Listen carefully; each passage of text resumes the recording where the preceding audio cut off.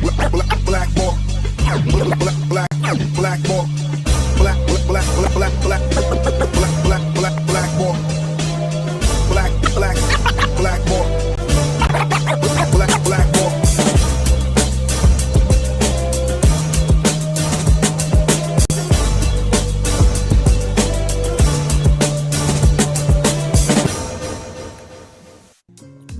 What is up, everybody? My name is James D. Fiore, and this is Blackballed. One thing that a lot of Western nations can't even fathom is a war happening in their home country.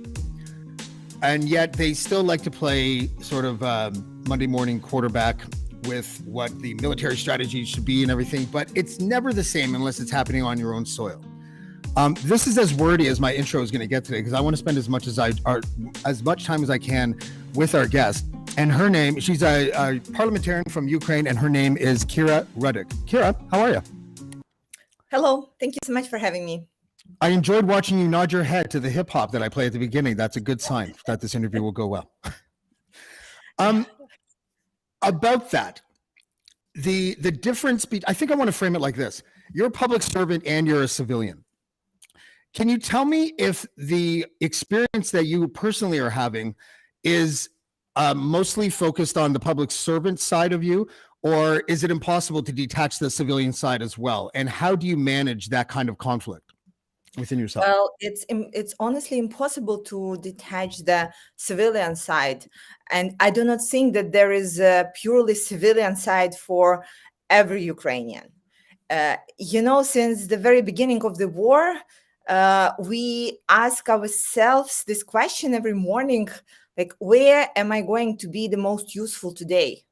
And the answer to that have changed many times throughout the last 9.5 months.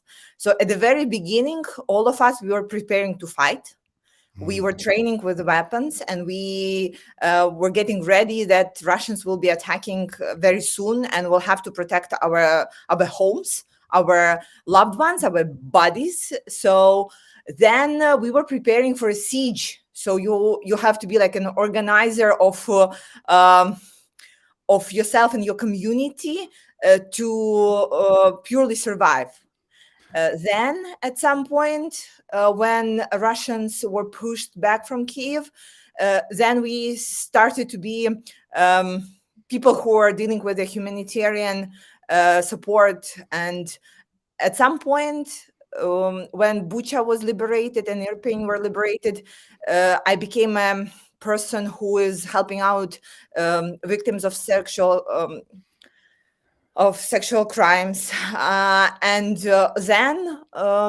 then I started working on diplomatic front and working as purely as member of parliament. You see, also we as a parliament, we are working since the day one of the war. It's actually one of the most emotional moments of my life. I would like to tell you about that. So. Nobody thought that Putin will be throwing bombs on Kiev. Not even the parliamentarians. I don't think presidents thought that. So when the bombarding of Kiev started 5 a.m. On February 24th, we started calling each other as party leaders, figuring out if we are able to get the parliament in. So the main thing that the parliament has to do when the war starts is to gather in the chambers in Verkhovna Rada, in the parliament building, and vote for the martial law to start. This is our main duty, main responsibility, to kick off all the processes that need to happen and give the powers to the military. And it was a mess. Bombs were falling everywhere. There were explosions throughout Kiev. People were trying to evacuate their families. Nobody knew what's going on. There was a huge traffic everywhere. And we were calling saying, guys, we need to get together in the parliament. Our security said, you will have probably 10 minutes. And till the last moment, we did not know how many people will get to the parliament chambers. Ukrainian parliament is located actually in the middle of the park. So if you are a Russian pilot, it's like no-brainer for you just to go over and drop some bombs there. And I remember how worried we were that we will get, how many people will go there. So we got to the chambers. There were lots of military, and there was no actually lights on because it was done in a secrecy, and so the windows were covered with the bags of sand. And so when we got to the chambers, we have seen, we looked around, we have seen that of 420 members of parliament, 400 came. Wow. And for the 10 minutes, when we were desperately clicking our buttons, asking the whole world to help us, starting martial law, giving all the necessary support to our army and saying, like, use all the money that we have, please just move forward, and showing Ukrainian people that we did not run, we are here, we will be executing on our duty. For all those 10 minutes being in there, we were singing national anthem and holding hands. And because we did not know what's going to happen next, but we knew that we will have to work and do what we have to do. And right now, we still are able to still have the unity that we vowed to keep on this first day. Yeah, and I think that's key. That was my next question, was about how important government unity was between the parties, and I think you just answered that. And it was a great answer, because I think it probably, and this is just a guess because I'm not there, but it probably helped the morale of the civilians who were volunteering to fight too, watching their leaders actually get along, which is rare in any parliamentary system these days. I can tell you, it was actually another vow that we gave each other. We said, no matter how painful it would be, we would stand together and work as Team Ukraine. So this is what we are doing. We are having all the political debates behind the closed doors. And yeah, it's painful, but it's also very important, because for all our allies, for all the people that I'm talking about throughout all over the world, they all are impressed with the unity that we are showing. And it's also important for the unity of Ukrainian people, that we all stand together, and all the things that we'll have to discuss, all the differences that we have, it will be a luxury to have that after we finish the war, after we win the war. I flashed this picture up when you were talking about learning how to use weapons, and you're standing there. I don't know what kind of gun that is, because I'm not a gun person. It's Kalashnikov. Okay, it's a Kalashnikov. What I like about this picture is there was someone on Twitter that joked that this picture alone could seal the victory for your future plans at being a Republican leader in the United States. And I disagree, because what this shows me is a person who's holding a weapon because she wants to defend her country. And if that's what she's got to do, then that's what she's got to do. Whereas in America, it would be like over her shoulder. She'd probably be wearing a bikini or something. It would just be ridiculous, right? I like this picture, and I'm not trying to sow division between you and Zelensky or anything, but I didn't like these ones. And I was wondering if you had, if you think that sometimes in the fog of war, and we just, oh, sorry. I'm here. I got you back. I'll repeat that question rather quickly. I saw that picture of you, and it looks like you have to be doing that, and you know, you're showing some courage, and maybe you're even a little fearful because this is not normal for you. And so I think it's humble what you showed there. And I know that you and the other parties are united. And I swear to God, I'm not looking for a soundbite, but the difference between that photo of you and these photos. And it reminded me of Justin Trudeau when he gets into trouble, when he goes to the photo op well a little bit too much. I can totally understand a fluid situation like a war, and hindsight being what it is. But do you think he's learned his lesson, let's just say, from doing that type of shoot? Or do you think there was even a lesson that needed to be learned? And she froze him. I was told that this might happen because they are running on generator, I believe, in Kyiv. And so the last time this happened, she jumped, she went out, and then she jumped back in. I might just kick her out then if she's frozen. Fascinating though, that national unity between the parties was prioritized first. There we go. I don't know, like, what's the story with the connection? Yeah, sorry about that. That's yeah, okay. so it's probably Starlink. you know. Yeah, sorry. It's yes. Actually, stable internet is a luxury that we don't possess right now, Yes. and yeah, I'll and make like I'll make same as I'll make the yes. question more succinct. The picture of you with the gun, humility. I thought the pictures of Zelensky and I'm sorry, I don't, Olena. I thought Yeah. was way too fashionable and glossy, and I just wondering what your thoughts were on that. Look, we know that we have to use all access to media to and different audiences to get the support that we need. So Okay. for the photo shoot, it was in one of the vanity journals, right? So this is what they thought that will be useful, and this is why I think again, for different countries, for different auditors, there would be different approaches that we will use to keep the message strict and to touch as many hearts and souls as possible. And I know there were many criticism on that photo shoot. However, I'm kind of an asshole. Don't worry about it. no, but if it got like if it got us like I don't know 10 more people who know about Ukraine and support us and send us humanitarian aid, well, I will say it's worth it. Yeah, that's fair. That's fair enough. Are the civilians of Ukraine aware at how impressed everybody is from the very beginning when they rallied together, the civilian force? They volunteered, and against all odds, you guys held the Russians at bay and then pushed them back. It must be amazing there and crazy, kind of emotions and everything.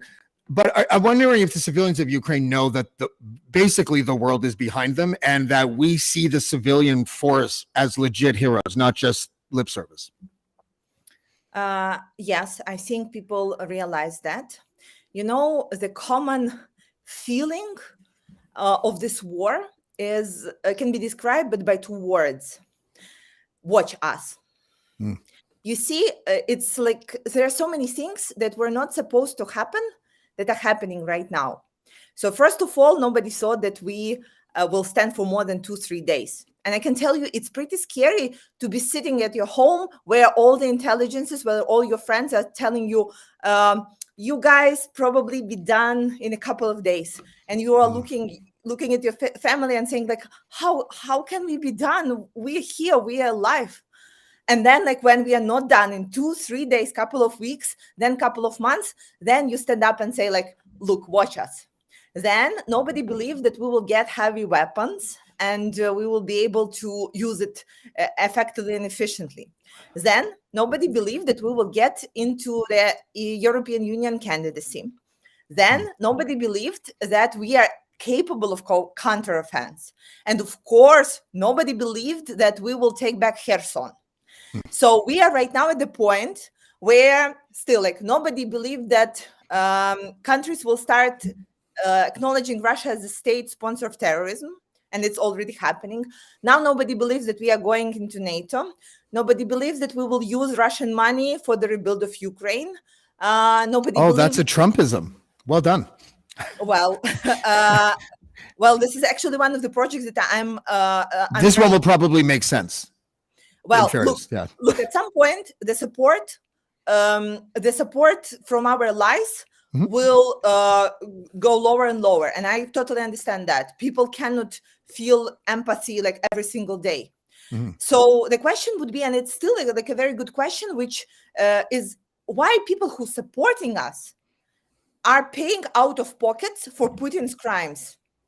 It's like illogical and unfair when there is like about $500 billion of Russian money, central bank money. So look, not even oligarchs, but concretely Russian central bank that are stored in the countries like United States, United Kingdom, Canada. And actually you guys have been amazing because you are the first country that voted in the parliament for using Russian seized assets for the sake of third countries, which we are the third country, and we would be happy like once the government actually executes on that and the first dollar will pass to Ukraine, I would be like saying, okay, like this is another fantastic thing happening. But we are right now fighting in the United States and in Canada and in European Union to push the legislation through. We have a ton of Ukrainian people in Canada. I think it's 1.2 million. I think the only countries that have more is Ukraine and Russia. Um, we have a big contingent of, and everyone is just being so patriotic on your behalf. You know, it was an easy thing for us to root for Ukraine because you were being invaded. One thing, and the second thing is we know Putin is not a good actor, and it kind of like set the scene for the international community to be able to easily go by your side. Your president has been great. Now I feel a little bit cheap for pointing out what I thought was a misstep. So apologies for that because I know unity is important.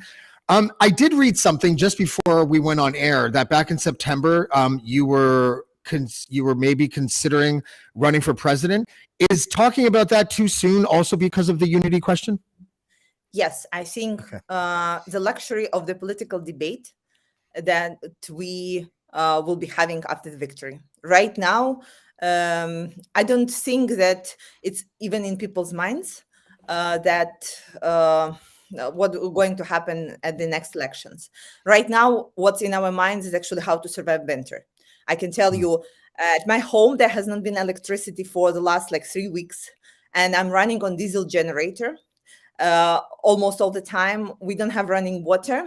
And thank God, since the preparation to the siege, I have water and food stored like almost everywhere at home in different places because I was so afraid that will have to be like Mariupol, where people were dying of starvation and of thirst. So that is helping right now. But we are like in 4th days of winter. It's not even the beginning, and it will be like a tough fight because in Ukraine, same as in Canada, we sometimes have the weather like going to -20, and how to get through that, not in Kiev where we can help each other, find shelters, etc., but in some rural areas where in the normal times there was like issues with the infrastructure. Right now 50% of our infrastructure is destroyed. 50, it's like a half. And it's impossible to fix it right now. So we basically know that it's going to be hard, and we have to push and put all our efforts into going through that. Actually, like the surviving is the exact word, because we are out of the basic things of comfort, and we'll have to go through that. So the politics is right now not on the table. Okay. I before you go, because I know you have to go pretty quickly, I wanted to invite somebody else on the show. He's been our citizen journalist at the network in Canada, but in Ukraine. And his name is Alex Derebikov. Alex, how are you, buddy? Hi, James. Hi, Kira. Good to see Hello. you. Good to see you. Alex, can you talk quickly and just let Kira know what you've been doing since the war began? I think it's just nice to have because Alex actually volunteered, I think, for your campaign in 2019, if I'm not mistaken. Yeah, we were together at Holos when it started. Oh, wow. 3 years ago. Yeah. Well, I'm based in European, and when the war started, I had a newborn who was only 15 days old. And this is why we actually had to evacuate from European the second day of the war. And because of that, we got lucky to be alive. Lots of my neighbors who tried to evacuate later were killed in their cars, in the convoys, just regular civilians. So I started a volunteer group the first weeks of the war, and then together with the humanitarian aid that we were providing to subway stations in Kiev, and then to lots of civilians in Kiev, and also not only in Kiev. Another thing that I started doing is collecting testimonies of war crimes in Ukraine. So far, I have been able to find 70 witnesses of war crimes.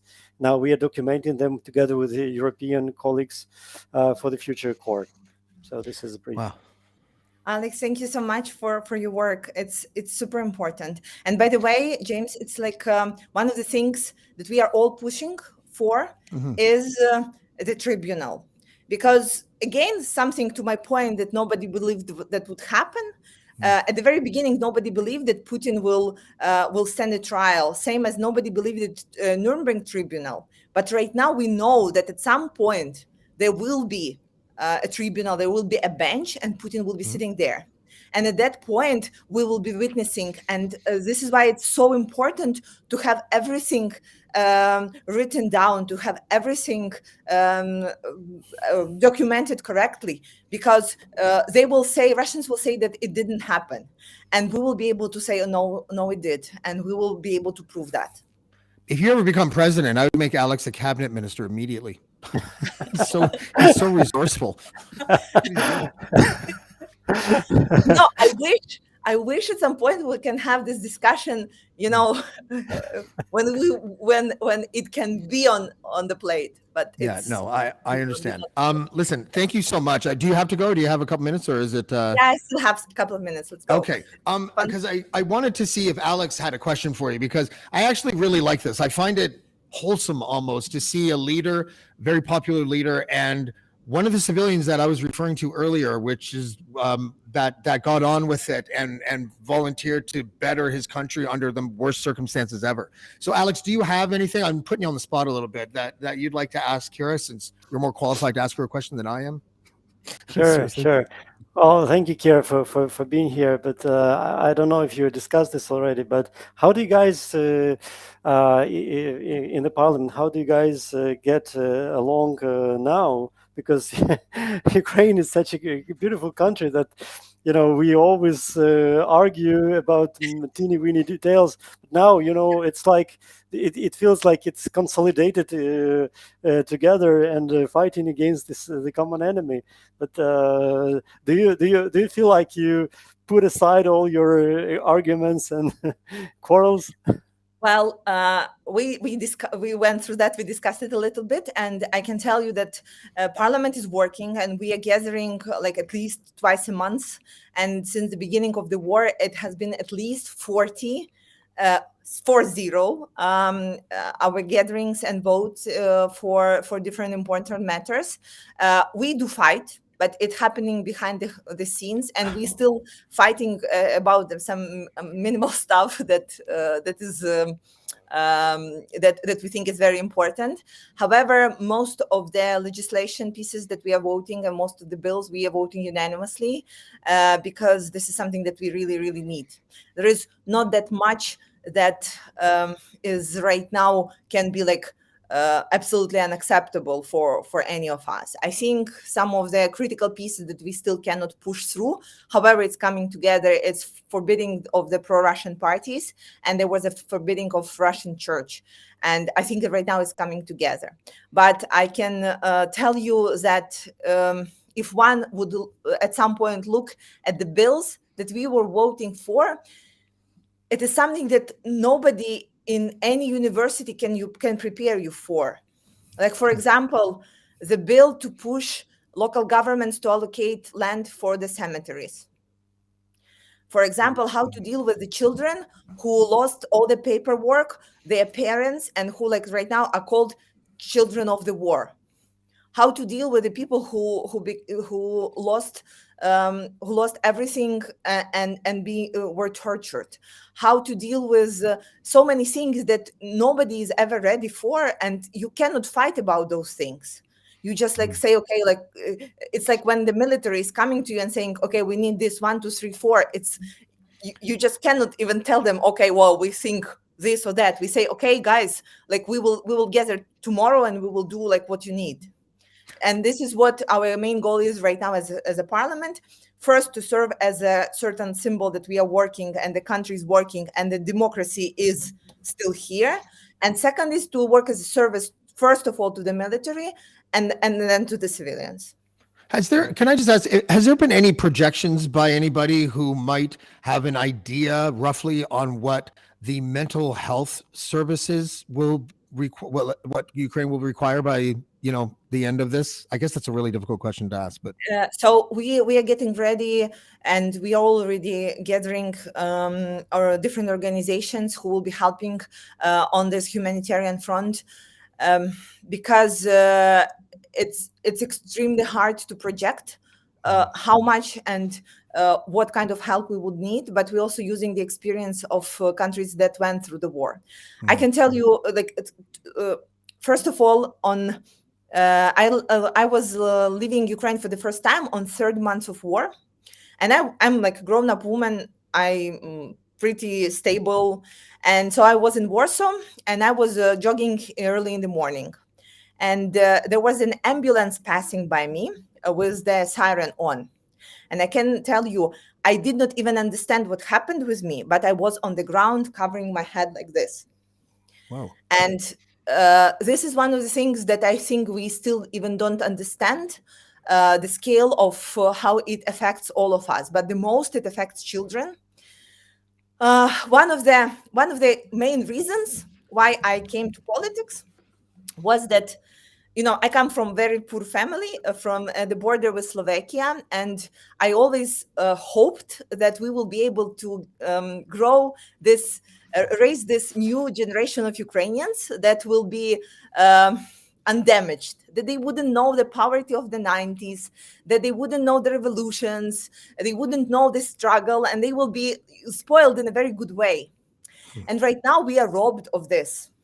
We are robbed because we have a whole generation of children that have seen dead bodies, that know how to act during air raid sirens, that had to become refugees, that had to have all this stress that wouldn't go away so easily. So I'm worried about us grown-ups, but I'm also worried about that it will affect us in generations.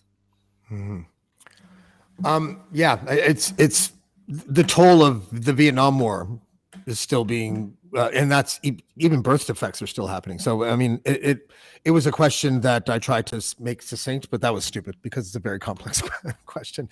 We are preparing to deal with that, but it would be having illusions to say that it's fixable. Mm-hmm. And what next then? Because the holidays are coming up, and there's always some adjustment, right? Because of the weather and because of the holidays. A lot of times countries have like a built-in truce for Christmas. Do you guys have anything like that? Oh, I'm absolutely 100% sure that we will have the hard attacks like soon. So first, because we have a Day of Ukrainian Army coming up, and then you see, the war with Russia, it did not start on February 24th. It started 8 years ago when they took over Crimea and started a war on the east of our country. And they did not stop for holidays. And even if you make a pact with them, they break it. Because the question that we're asking here is, when they break it, then what? And like, there is nobody except us in the world who can actually stand up to them and push them back. And I think right now, these months, because our army is so motivated and is better equipped, we will be pushing them back. And I think we'll be using this opportunity to push them back before they gathered more and more forces. And we really want to take back as much territories as possible and free as many people as possible. You see, people think that, and I have seen it in many countries when I'm talking to politicians and refugees and many people, they think that it's just moving border here and there when we are taking back our territories and Russia takes it, but it's not true. You know why it's very frightening to liberate territories for us? Because we know we are finding three things everywhere. First is a torture room. Second is a mass grave. And third is many women who are raped. It's everywhere. It's not in Bucha, Irpin, Izum, some particular places. It's everywhere. So right now, when we are talking, on some occupied territories, there are people who are being tortured. This particular moment, we know that for sure. And this is why we need to use every single moment, every single day to push and to take back the territories and liberate people. Well, I think your country's in great hands. I think that I love the story of unity that's happening in your parliament. I would like to preempt the end of this war and give you my condolences when you guys start fighting like cats and dogs when the war is over. So sorry about that, but that's going to happen probably, right? You know, it's. I would love to have that. I would love to have it because it would mean that we are over that we are over with the war. Yeah. Yeah, that's why we have Alex on the network to kind of put us in check and make us realize how lucky we are to be in Canada. Like we don't forget. We get it through Alex. So Alex's personal story is just symbolic of what the entire country is going through. And I think I think, like I said, the country's in good hands. I know you have to split, but Kira Rudik, thank you very much for joining us on Blackballed today. I really appreciate the time, and please stay safe. Thank you, and glory to Ukraine. Thank you, Alex. Dude, you know what? You are the guy that I bring in when a high-profile Ukrainian comes on the show, and I'm like, I need an expert. I'm going to give Alex a call. Good, very good. Thank you. That's good, Thank you for having me. What drew you to her campaign when you volunteered for her in 2019? Oh, well, that was the time when the party actually started existing. It was founded exactly 3 years ago by one of the most famous Ukrainian singers of Kovakarchuk. I don't know if you've heard it. It's Okean Elzy, probably number one rock band in Ukraine. And Kira was one of the top members of the parliament at that point. But do you remember what it was about her party that drew you to it to volunteer? Oh, actually, that was like a totally new concept. Ukrainian politics has historically been a business. A parliament had historically been a business. It was not a parliament in a full sense. It was a business where, in order to join the parliament, you had to pay, make an investment, and then once you're in the parliament, you got to get back the money that you invested. And it's like Amway. Yeah. That was how it built. It was built back in 90s and the zeros, and then after Zelensky became the president, he created his party. And then Vakarchuk, this guy, also created this party. That was a completely, totally new concept. That was a European, so to say, way of creating a party where he selected people he knew, people who were recommended to him with high reputation and strong ethics, those who would not... who would stand for the country, patriotic people with specific sense towards Ukraine. So the party Holos, where Kira is the leader now, brought, I think, 15 people into the parliament. I find her very compelling. I find her super intelligent and captivating. And one thing that a lot of politicians don't have is that she has an emotional intelligence. She knows when to show a bit of it and when not to. I mean, who knows, what the future holds? But you couldn't ask for much more in a leader, I don't think, right now, could you? Yeah. Well, we need more and more people who are not associated with previous politicians. Like Kira used to be a GM of a big IT company that was sold to Google. So it was a huge Ukrainian IT company before she went into politics, and lots of other guys and girls also joined from with no experience in politics before. And some fucking unknown podcast host from Canada just got you a cabinet post. Just kidding. Who was that? I said it, and then some crazy podcast host from Canada got you a cabinet post. Don't forget me, big man on Parliament Hill. Before we go, can you give me an update on your family and how things are going, how the baby is, and just sort of an update so we can all breathe a sigh of relief, please? Oh man, that's hard. The last month, I believe, has been quite a difficult month. Just to remind everyone, we started experience those rocket attacks from October 10th, after Ukraine. Well, after the Crimean bridge was blown. The Crimean bridge was blown on October 8th. So on October 10th, Russians started attacks on Ukrainian energy infrastructure. Well, within the past month, it was like horrible. Every week they would attack. The last biggest one happened on November 23rd. 100 rockets, cruise missiles were flying our way. About 70-80% of them were downed by our air defense, but the rest actually hit important points of the energy infrastructure. And just like Kira mentioned, half of it was severely damaged. And my family experienced difficult times because we don't have electricity most of the day. We live on the 13th floor in Irpin. The water cannot get through if there is no electricity because the pumps do not work, so we don't have water. You can imagine with a 9-month-old kid to have no water. That's even worse.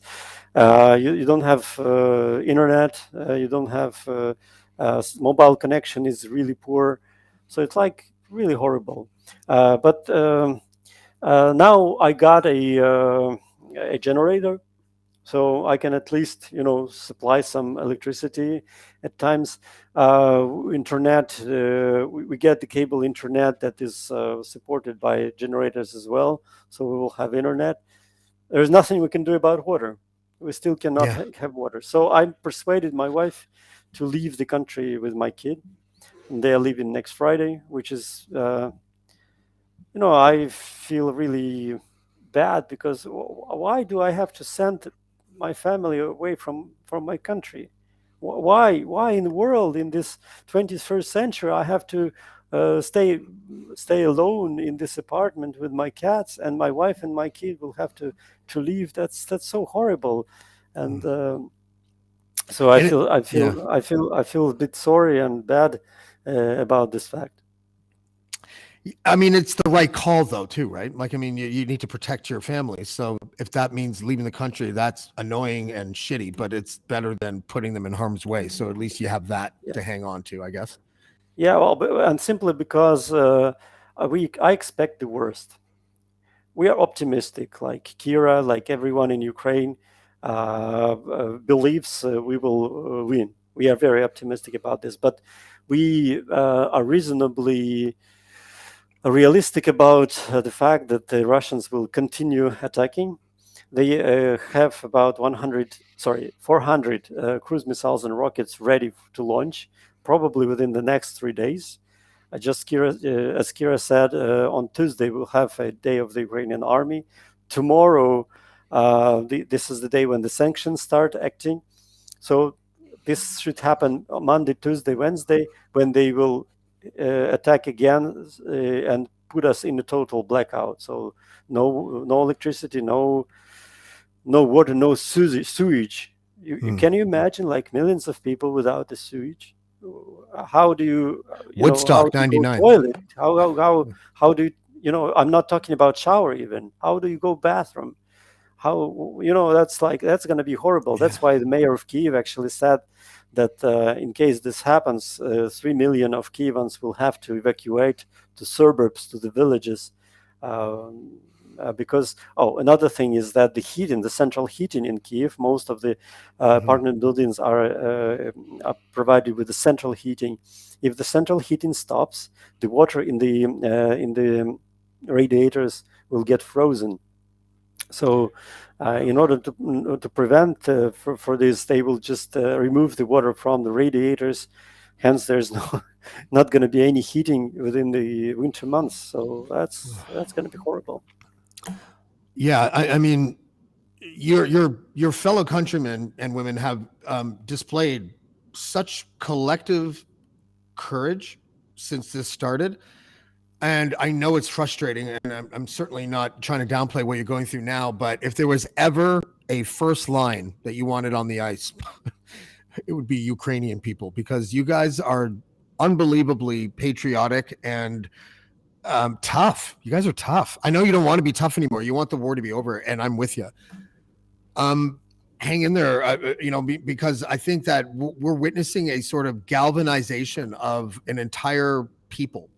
To sort of unify. Someone needs to invade the United States to see if that can happen there too, where something can unify the entire country. Because it's just really important. I think, and I don't know how it often has an expiry date. Like eventually the war will be over. 5 years will go by. They'll be like, flinging elastics to each other at the Ukrainian parliament or whatever it is that they did to show their, discontent.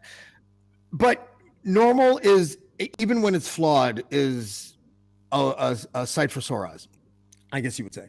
And but I think that people like yourself are the backbone of whatever this is. And I think it looks like a victory, but it is such a collection of numerous swaths of people and just kind of working together, and I find it very aspirational. It must sound weird because things don't look good right now and they're really tough and stressful, and somehow that's aspirational to me, but it is, it has a I'm not out yet, and no one's gonna make me out until I say I'm out, and I just love it. You guys are all Rocky or something. It's amazing. Thank you, James. Thank you. What you said is a truth that even some of the Ukrainians don't know. We are so brave. We are so courageous, and I hear so many stories from witnesses from all parts of Ukraine. Where, just to give you an example, a lady in Kherson Oblast, the part that is still occupied.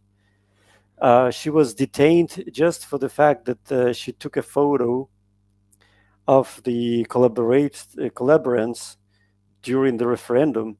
She took a photo, it got to the social media, and then the same day she got arrested just for the photo. She stayed in the police department in a cell for a week.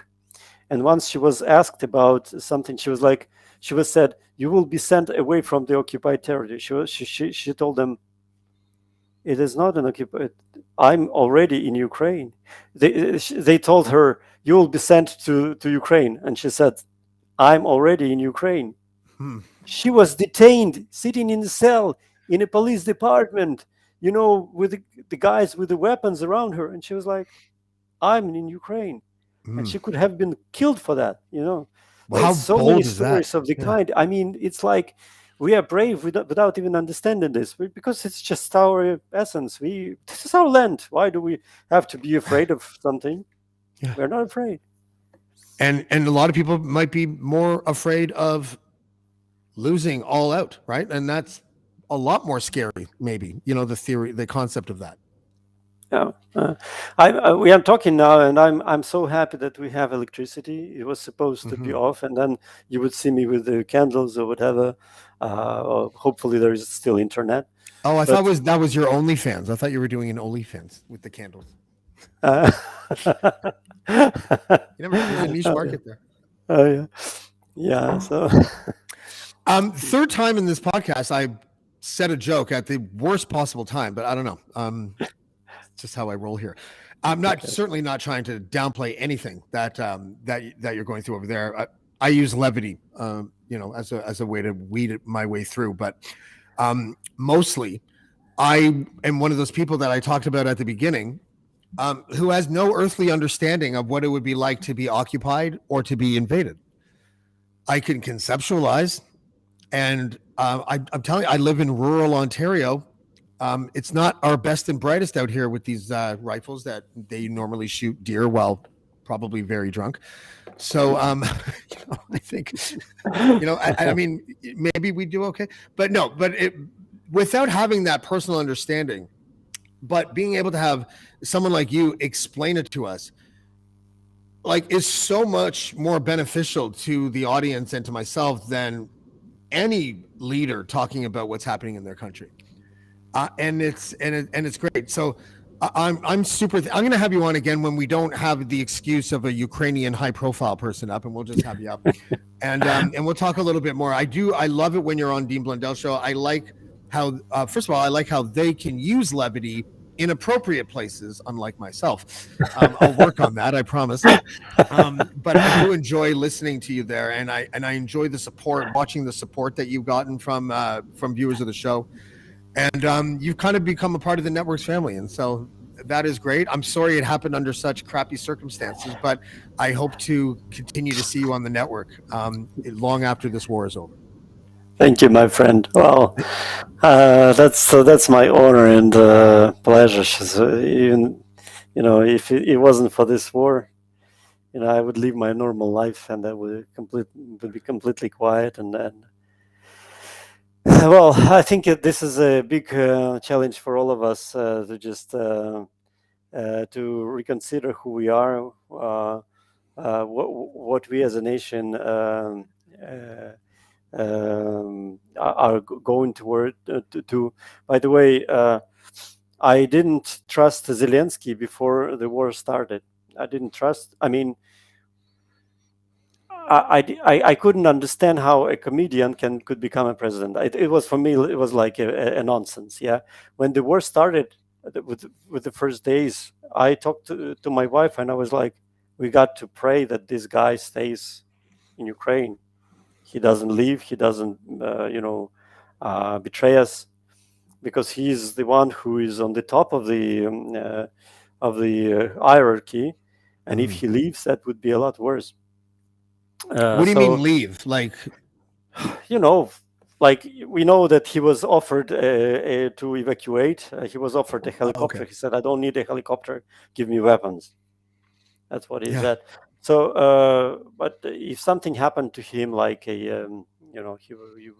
would be assassinated or something, that would be a lot worse. We would still continue fighting. That's not just because of him we fight. But under him, so he is kind of a national hero now for me.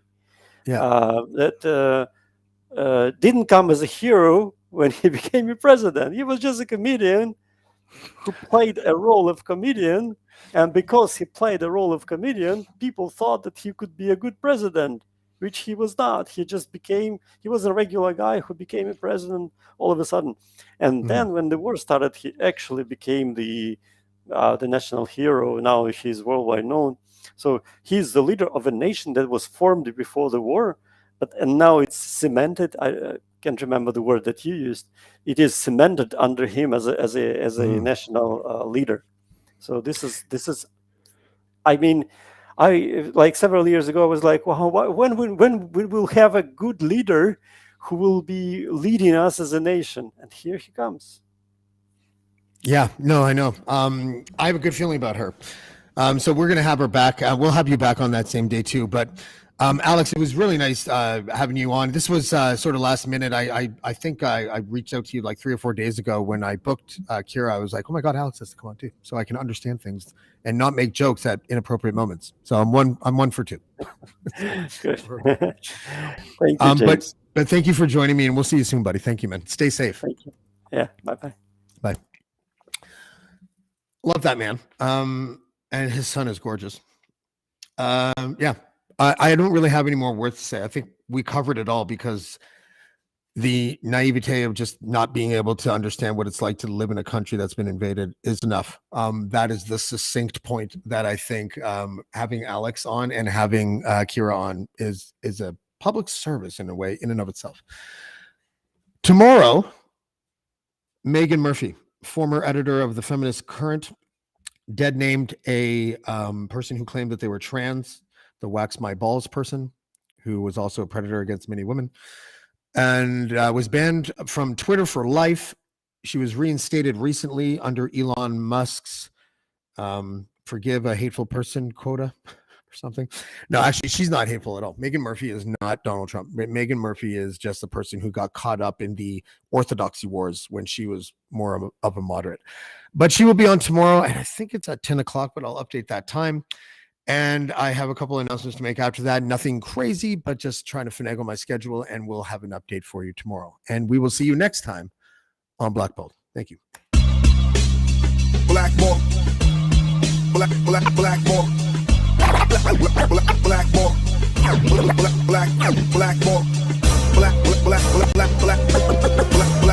Blackballed.